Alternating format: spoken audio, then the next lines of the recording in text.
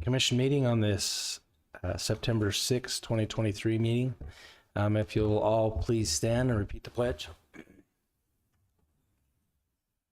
I pledge allegiance to the flag of the United States of America and to the republic for which it stands, one nation, under God, indivisible, with liberty and justice for all. Thank you for that. We'll jump right into it. Item number 1 on the agenda is approval of minutes. We have a set of minutes from the August 16th, 2023 meeting. Do we have any corrections? I haven't seen any. I didn't see any corrections. I know they were lengthy, so thank you, Lori. I'll make a motion that we approve the commission meetings from the August 16th commission meeting. I'll second. We have a motion and a second. All in favor? Aye. Aye. Motion passes. Item number 2 on the agenda is presentation of Employee of the Month, Kellie Payne. Good afternoon, commissioners. I am very excited. We actually have 3 employees of the month. 3 of them are from our ambulance department. So I'll just go ahead and say their names, and then Justin's actually going to come up and tell them why they were nominated. Oh, Justin's already here. Hi. So Dave Varner and Travis Gray have been with us since April of 2022, and then Bethany Perea started in May of this year. And we're very excited to have them. Have them come up. So the reason they were nominated, on July 25th, they took a transport up to Utah Valley.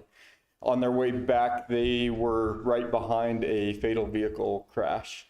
And on that day, they made decisions. It was in Spanish Fork's response area, but there was a critical patient, and they made some very time-wise and sensitive decisions to take that patient back up to Utah Valley. And in the decisions they made that day, they saved that lady's life. And so I wanted to recognize them for that. And not only our crews make those kind of decisions all the time, but they didn't worry about having to be back to Price for anything else they had. They made those decisions for what was best for that patient. And we appreciate them and their dedication to the department. And I know it's sometimes hard to receive recognition like this, but they are amazing at what they do. And I wanted to tell them thank you.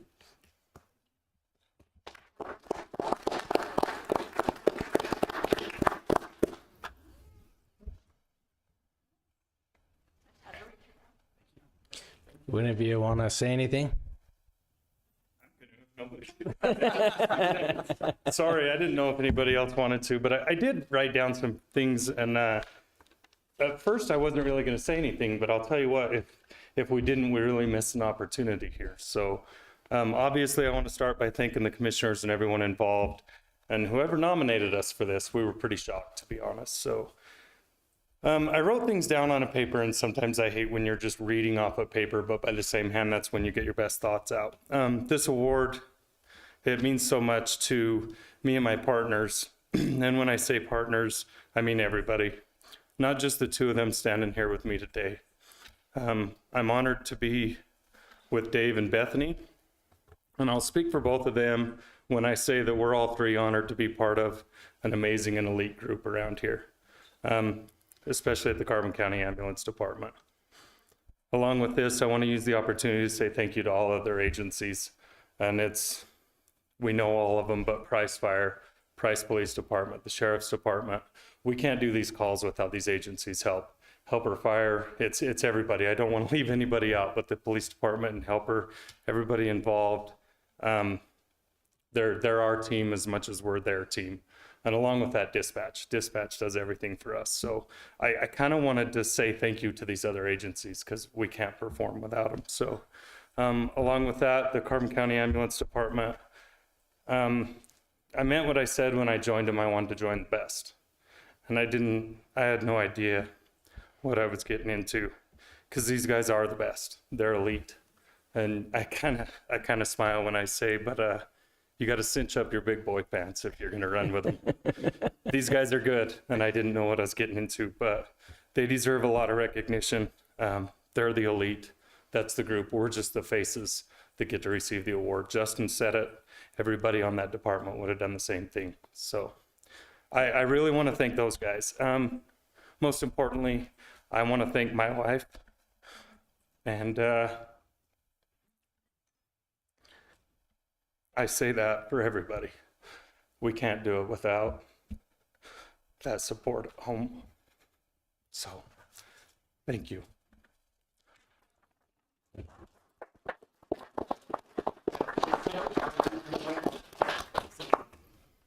I'll just say thank you. I appreciate it. It's one of those things you don't want to have to do. But I'm glad it worked out, and I'm glad we were able to help, and the training and the opportunity that we've been given. We're very young in this department. We're probably some of the three of the youngest, probably time-wise, hired. But we received training from some very, very knowledgeable and intellectual people, and they're very good at what they do. And so I echo what Travis said, we're the faces, but we're just products of decades of service. So thank you. Thank you. Thank you.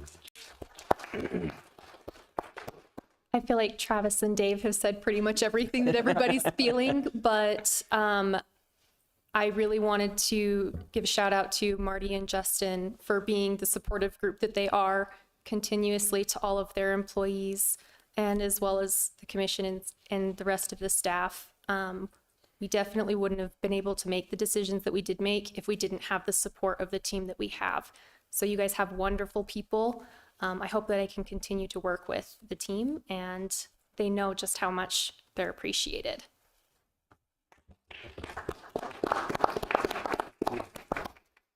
Just want to say thanks to the three of you and also to the rest of the crew and all the other emergency services. We are truly blessed to have what we have here in Carbon County. It's top notch, so thank you. Even if you have to don your shades in the middle of it. Well, and it's nice to see not only the three show up, but the rest of the staff in support. It just shows what one good unit they are. So thank you all. Appreciate what you do. Yep, good job.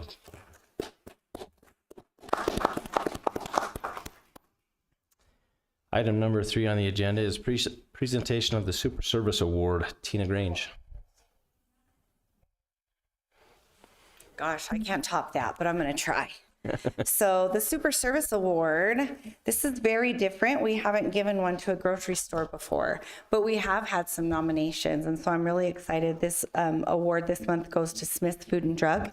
And the nomination reads, so many friendly faces at Smith. They greet me, use my name, and know my preferences. They, not an app, the actual employee, notify me when something is on sale that I typically buy. They know how I like my produce bagged and engage in conversation. I go there more than anywhere else because of how friendly they are and how they make me feel as a buyer. I couldn't think of all the names, but seriously, the best customer service for a retail business and price. Names mentioned were Trisha, JC, Brian, TJ, Morgan, Luann, and Jennifer. So if Buck Vasquez wants to come up, we'll give him this award. I promised him it would be fast and he could bill.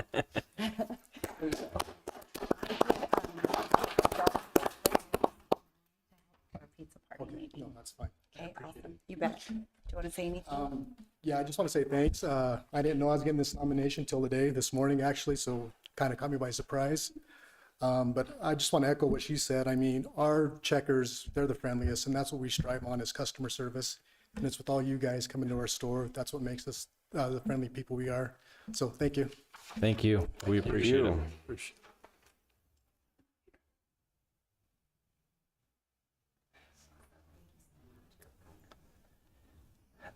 There's been a request to table number 4. This was a discussion for opioid dollars for social detox by the Four Corners, Melissa Huntington at Four Corners. I'll entertain a motion to table. I'll make a motion, we table item 4. Okay, motion is tabled. Do we know when we want that back on the agenda? Not for sure. Okay. So maybe just a little explanation. The opioid lawsuit against the drug makers. We've been given quite a bit of money annually for about 18 years by the drug companies, and the lawsuit continues to unfold, and the pharmacies now are part of that lawsuit, and we've been notified that we'll get some additional funds from them for a shorter period of time than the 18. And so as these extra funds are now available, we're reaching out to those, to the health department and also to Four Corners on what that money could be used for. And they're working on some ideas, and Four Corners would like to put some money towards a social detox program. And so we need a little more time to make sure we touch base with other agencies who may need that money to prioritize. So we'll bring it back at some point to make a decision on how to distribute that extra money. Thank you.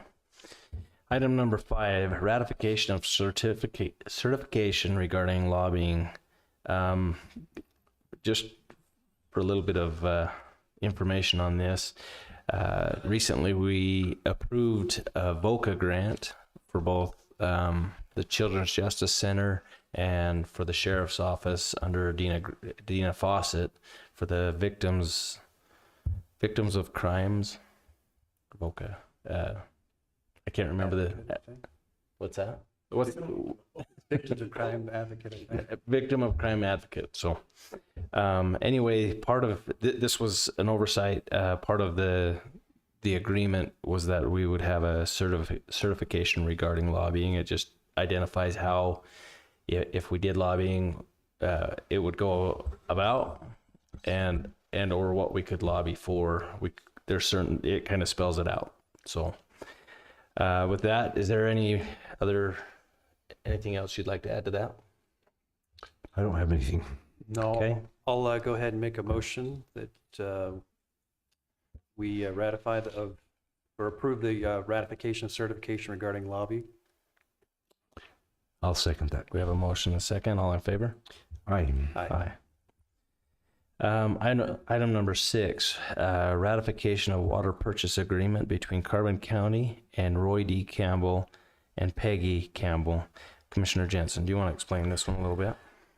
Yeah, the county approached the Campbells about purchasing a fairly large part of their property along with water, and they've agreed to sell that to the county. So we went through Congressman Curtis's office for an appropriations grant, and that grant has been approved. We don't have the money yet, but this would be step 1 in the purchase of that property, because the county was going to have some money go along with the grant money to purchase the property. So the Campbells would like to sell the water at this point, and then when our money comes from the federal government a little later this year, we would finish buying the property and the rest of the water that comes with it. So, And can you explain where the money from the county is coming from?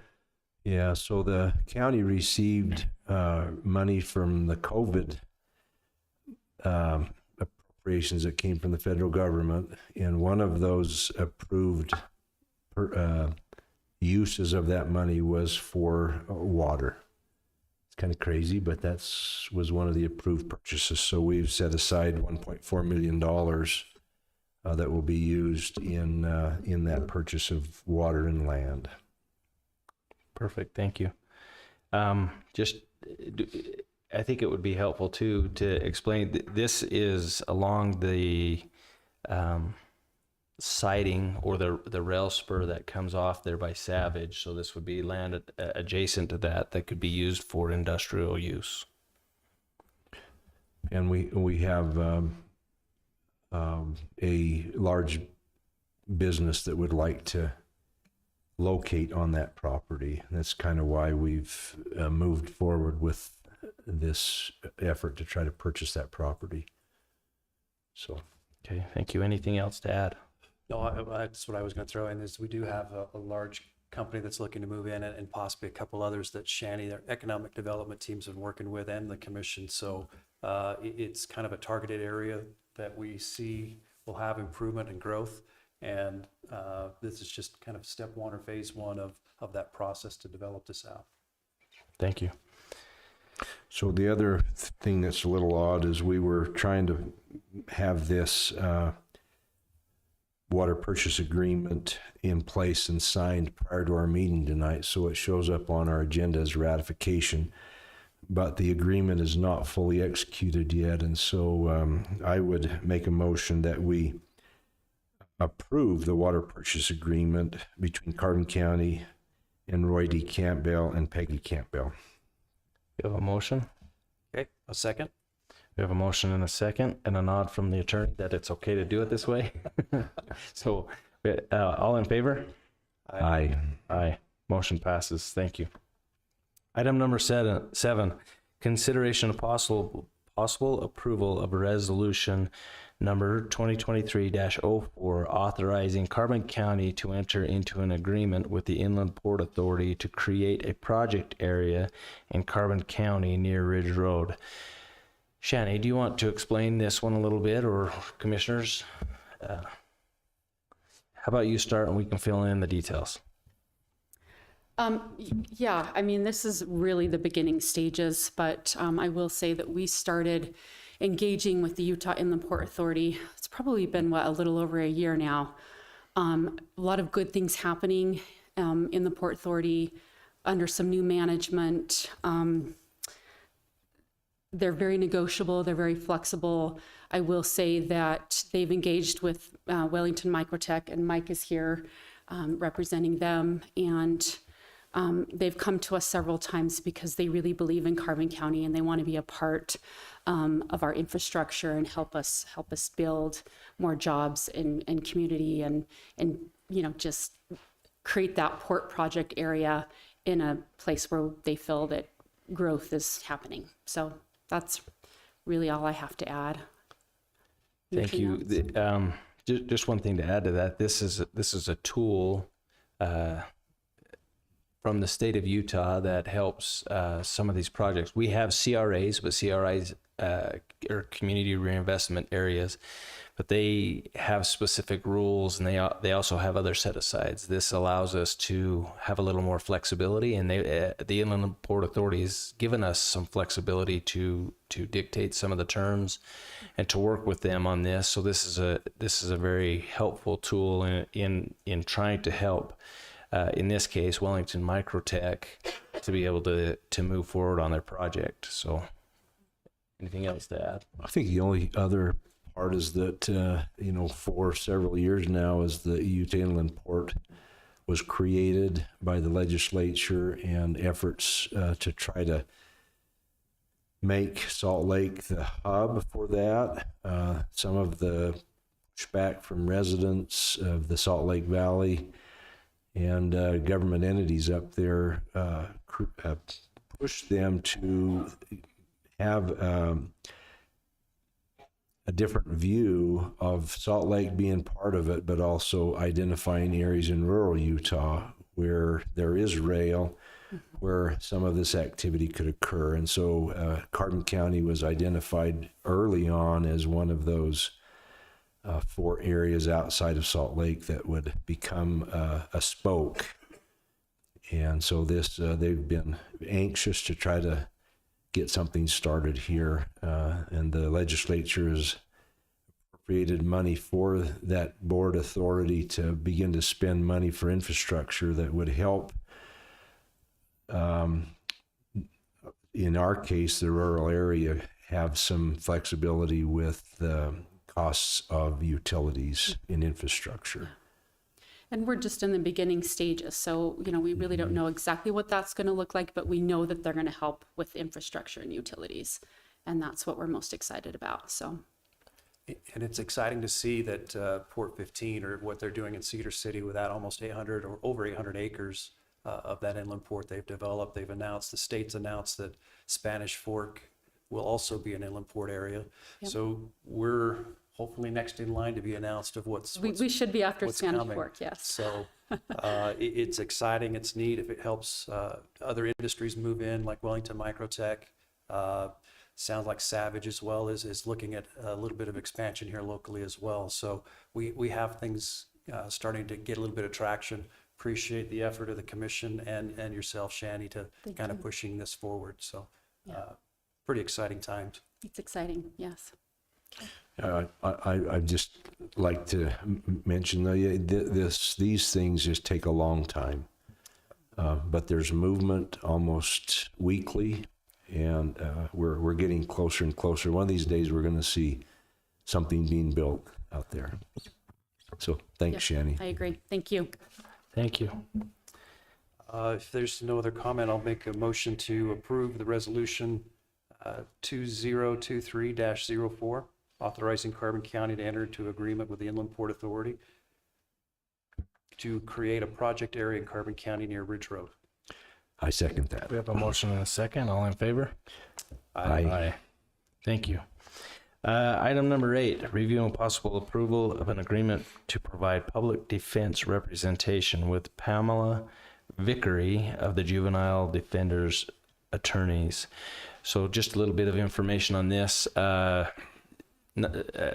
this year, we put in an application to the Indigent Defense Commission to combine all defense work with our cities and the county. And as part of that process, we needed to hire an additional attorney to help provide for the extra caseload, enough representation for all those that are currently in the system. So this would be adding one more defender to that to help with the extra caseload. Any questions? I have no questions. I have no questions either. I'll make a motion that we approve the agreement to provide public defense representation with Pamela Vickerey of the Utah Juvenile Defender Attorneys. I'll second. We have a motion and a second. All in favor? Aye.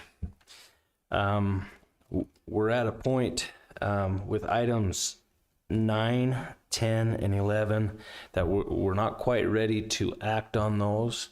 So we'll entertain a motion to table those, but before we do, just a little bit of an explanation of what is happening.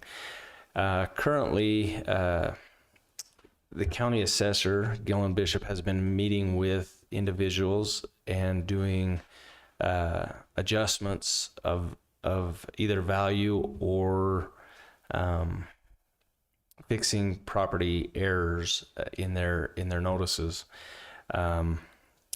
We have hired a Board of Equalization hearing officer. The hearing officer has not had an opportunity to review those parcels, and so before and until he reviews those to make sure that they're proper and that they qualify, we'll just go ahead and table those. Currently, there are 231 parcels or landowners that he has met with, and has he has stipulated with them. So based on that stipulation, if everything's approved, those will move forward. Anything else to add on that? Maybe just to ensure that if there are people in the county who still have questions, I think that the